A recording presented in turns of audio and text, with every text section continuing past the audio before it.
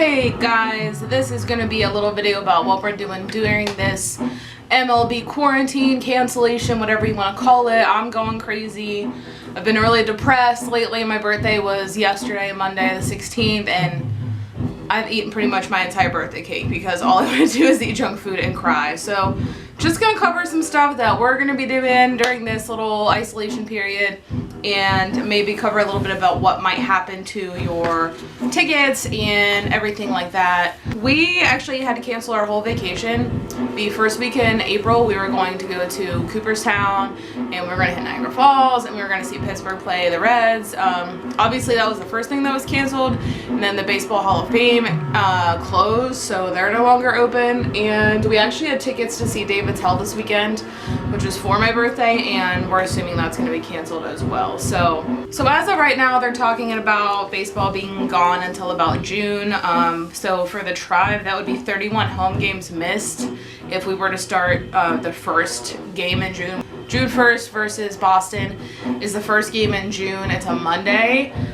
So if they decide to postpone until June, that could be opening day. We don't really know. If they do postpone that long, that's 31 home games missed and 60 total games. There's only 19 available free days if they were to try to fill up the rest of the schedule. My guess is they're going to try to do a lot of double headers. My biggest problem with that, if we postpone until June, that's all of May's giveaways, which are canceled. March only had the opening day magnet, obviously, so they would just hold that over for next time. April really didn't have anything physical they were giving away, but May had 4 promo giveaways, 2 of which I was really excited for. The Mike Clev jersey, the red one, was the 15th, and I think that's the 30th.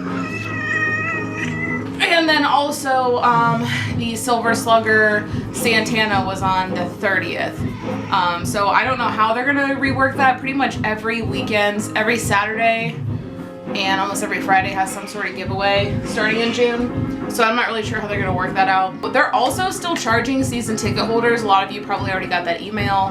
If you have a payment plan, they're still going to be pulling out your payments. I'm already paid off for the year, so I'm a quarter season ticket holder. If they decide not to make up any of the games that would be canceled through June, I would need a refund for about 7 or 8 games.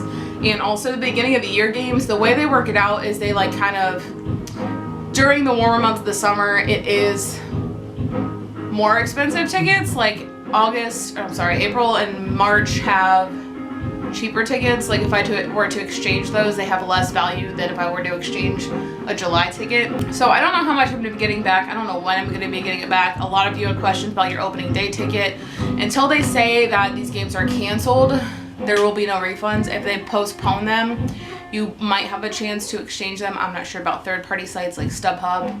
We actually got our Pittsburgh tickets on SeatGeek, and they have a thing on their website also saying if it's canceled, you'll get your money back. If it's postponed, there'll be other arrangements. I'm not really sure what those other arrangements are. So yeah, if you are a half-season ticket holder, that means 15 to 16 games you're going to get a refund for, hopefully. Like I said, they could do some makeup games or double headers, but if they just decided to cancel those games. And then also if you're a full season, that'd be 31 games that are going to be missed. Silver lining, if we can find one in this, would be that everyone was kind of upset opening day was so early because of the weather, obviously, but now that it's probably going to be in June, it's looking like it's going to be warmer weather, so be careful what you wish for, I guess. It's definitely going to sell out now, in my opinion. We could have a longer season, like baseball could trail on later in the year. I don't know how they're going to do that if they decide to extend the season. Are they going to take the 2 months missed, tack them on to the end? Are they going to eliminate some of our like interleague play games? You know, there's really a lot of unanswered questions. Even Jason Kipnis tweeted this, you know, when it first happened. He had no idea what was going on, so a lot of the players weren't even informed. If you are hurting for some baseball, you can find Just About Every Game on YouTube. I was thinking about doing like a sort of Where's Waldo thing because ironically there's a lot of games where you can find me in the crowd. I don't know if that's a fun game anybody would play. We're super bored right now, obviously. Ben's downstairs playing music, which I'm sure you can hear.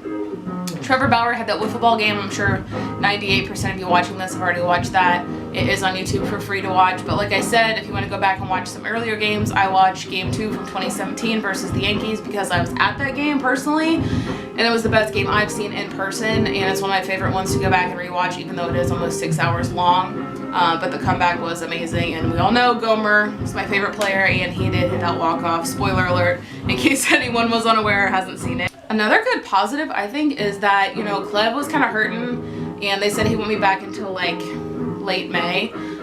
So we have a better chance of having all of our players healthy. That being said, we do have to think about, like, is there going to be another spring training? Are they going to do like 2 weeks of some sort of training or preparing? I don't know. My guess is June's probably going to be the start of the season unless this thing gets really bad. What I'm going to be kind of doing to spend my time during this baseball quarantine, they did actually push back the Little League that I coach, so I don't know if we're still having that. So far they're hoping to start everything up on April 3rd, practice and whatnot. So I'm not sure what's going on there, but if that's happening, obviously a lot of time will be dedicated to that. I'm going to be making more videos on here. It's been kind of inconsistent. I've just been really super depressed lately with, you know, no baseball. It's like the only thing I have to look forward to, and it's taken away and at the worst time. Like, this is supposed to be a fun time for me since it's my birthday and we have vacation coming, but now it's just kind of miserable. We're starting a garden, so like some other hobbies we have going on right now.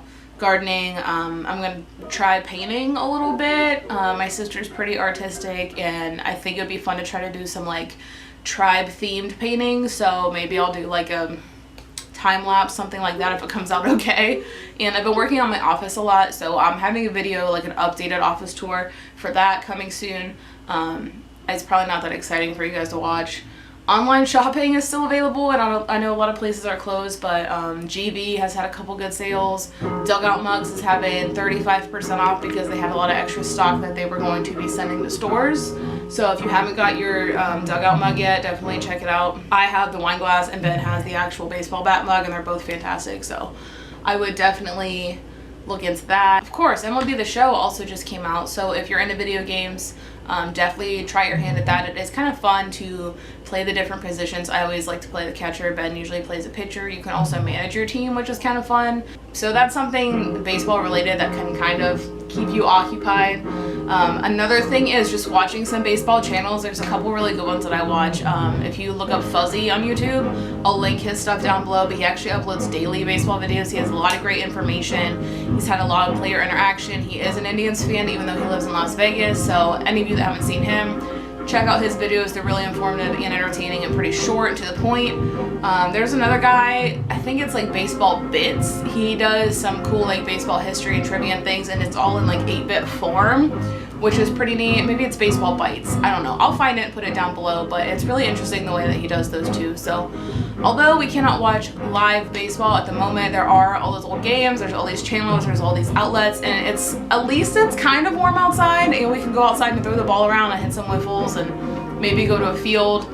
Being outdoors, I don't think is the end of the world, and we can still enjoy it. And if you're bored, go back and rewatch some videos or check some out if you haven't seen them, and be looking out for the next ones. See ya.